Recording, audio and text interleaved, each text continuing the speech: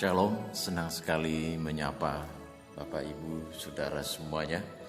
Puji Tuhan hari ini bisa sharing dengan Saudara firman Tuhan yang kami renungkan di gereja Tuhan di tempat ini dengan sebuah tema kemerdekaan di dalam Tuhan. Nah Bapak Ibu, dalam Tuhan setiap manusia membutuhkan namanya kemerdekaan di dalam Tuhan. Apakah yang dimaksud dengan kemerdekaan di dalam Tuhan? Apakah yang dimaksud dengan membutuhkan kemerdekaan di dalam Tuhan? Dan dari mana kita mengalami kemerdekaan? Nah, saya menyebut di sini bahwa manusia itu memerlukan kemerdekaan dari dosa dan dari upah dosa. Manusia tidak bisa terhindar dari upah dosa.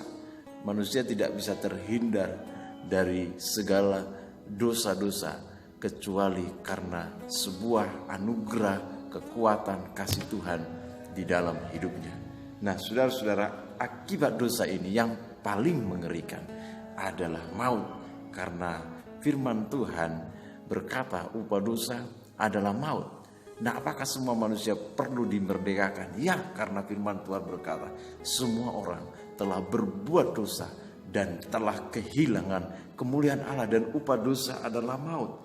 Dan bukan hanya maut ini saja saudara-saudara, tetapi berbagai macam dari akibat dosa ini adalah ketakutan, kebimbangan, kegagalan. Bahkan dosa itu terus-menerus menjadi sebuah hal yang diwariskan kepada generasi-generasi berikutnya, sampai akhirnya seorang bertemu dengan Tuhan.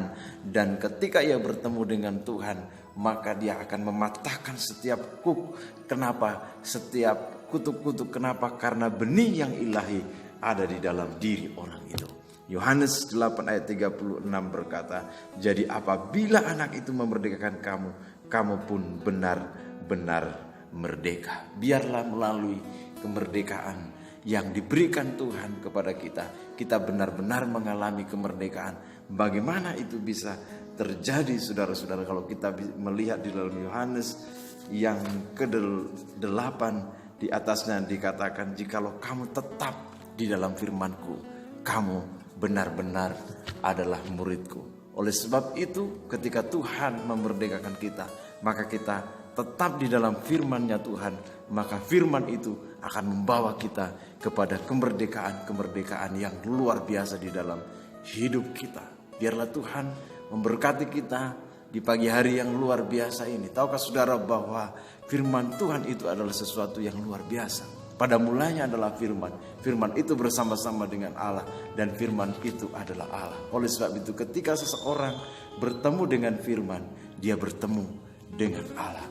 Firman Tuhan tidak pernah usang. Firman Tuhan tidak pernah ketinggalan zaman, saudara-saudara. Kenapa? Karena dia adalah yang ada, yang sudah ada, dan yang akan datang. Dia adalah Alfa dan Omega, yang awal dan yang akhir. Orang yang hidup di dalam firman Tuhan, maka orang itu akan mengatasi segala keadaan situasi dunia ini. Karena firman Allah menjamin bahwa aku akan mendirikan jemaatku, Tuhan berkata, dan pintu alam maut tidak bisa menguasainya. Nikmatilah kemerdekaan di dalam Tuhan, bahwa upah dosa tidak lagi menimpa kita, maut, intimidasi, kuasa kegelapan. Oleh sebab itu saya membacakan satu ayat lagi firman Tuhan di dalam Efesus 1 ayat 18. Ini sangat penting dikatakan di sini, dan supaya ia menjadikan mata hatimu terang, agar kamu mengerti pengharapan apakah yang terkandung dalam panggilannya. Supaya ia menjadikan mata hatimu terang. Ketika mata rohani kita terang, maka kita bisa melihat perkara-perkara rohani yang luar biasa. Kita melihat hidup kita, kita melihat masa depan kita seperti Tuhan melihat masa depan kita. Kita memandang hidup kita seperti Tuhan memandang hidup kita. Bahkan kita bisa memperlakukan diri kita seperti Tuhan memperlakukan kita. Saudaraku, mata rohani yang terbuka ini sangat penting. Karena ketika seseorang mata rohaninya tertutup di dalam sebuah kegelapan, saudara-saudara, Ketika katakan suatu hari mati lampu atau memadam, maka kita tidak bisa melihat, tabrak sana tabrak sini. Tetapi ketika Anda melihat, mata rohani Anda terbuka, maka saudara akan berkata, wow, betapa dalam, betapa luar biasanya pengharapan-pengharapan yang ada di dalam Kristus. Saya baca lagi sekali lagi. Dan supaya ia menjadikan mata hatimu terang, agar kamu mengerti pengharapan apakah yang terkandung di dalam panggilannya. Dikatakan di sini, betapa kayanya kemuliaan bagian yang ditentukannya bagi orang-orang kudus. Betapa kaya, betapa luar biasanya ketika hidup kita di dalam Tuhan. Dan masa depan sungguh ada, harapan tidak hilang. Sesakit-sakitnya Anda di dalam Tuhan, tetapi ketika Anda bersama dengan Tuhan, hidup Anda akan dijamin oleh Tuhan. Kenapa? Karena Allah kita mengatasi segala apapun yang ada di dunia ini. Nikmati kemerdekaan kita di dalam Tuhan. Kita sudah dimerdekakan dari dosa. Ketika kita ada di dalam Kristus Yesus, maka kita dimerdekakan dari dosa. Upah dosa adalah maut, hukuman kekal tidak menimpa kita. Nama kita terdaftar di surga. Yang kedua dikatakan kita dimerdekakan dari segala dosa-dosa kita. Bagaimana caranya saudara-saudara? Ketika kita tinggal di dalam firman Tuhan. Dan firman Tuhan itu akan memerdekakan kita. Kalau kamu mengetahui kebenaran, kebenaran itu akan memerdekakan kamu. Peringatan di dalam Hosea 4 ayat yang ke-6 dikatakan, umatku binasa karena tidak mengenal Allah. Bukan karena tidak punya Allah, tapi karena tidak mengenal Allah. Dan dikatakan inilah hidup yang kekal itu, bahwa mereka mengenal Engkau satu-satunya Allah yang benar, dan mengenal Yesus Kristus yang Engkau utus. Yohanes 17 ayat 3. Jika engkau menghidupi firman, maka firman itu akan memberikan kehidupan kepadamu. Jika engkau menaruh pengharapanmu kepada Tuhan, maka Tuhan akan menjadi sumber hidupmu. Orang yang memberitakan Injil akan hidup oleh Injil itu.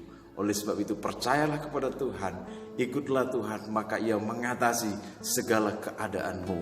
Wow, God bless you pagi hari ini. Di dalam Tuhan ada sesuatu yang luar biasa. Kiranya mata rohani kita melihat, terbuka, dan kita memperlakukan diri kita seperti Tuhan memperlakukan kita. Kiranya kita memandang diri kita seperti firman Allah memandang kita. Kita bukan orang gagal, kita bukan orang kalah, kita orang yang diberkati. Kita bukan orang yang tidak dikasihi, kita bukan orang yang terlantar, tapi di dalam Tuhan kita adalah orang yang spesial. Kita orang yang berharga di hadapan Tuhan. Dan ketika orang punya hubungan dengan Tuhan, ketika seseorang takut akan Tuhan, maka dia juga akan tahu memperlakukan orang-orang di sekitarnya sebaik mungkin, karena dia menerima kasih Tuhan yang luar biasa. Salam kemenangan, salam sukacita bagi Bapak Ibu, semua saudara dimanapun Anda berada. Cintai Tuhan, andalkan Tuhan, harapkan Tuhan, karena dia adalah pribadi yang bisa diandalkan, pribadi yang tangguh, pribadi yang kuat, yang selalu mengerti tetesan air mata, yang selalu ada di dalam setiap musim hidup kita. God bless you.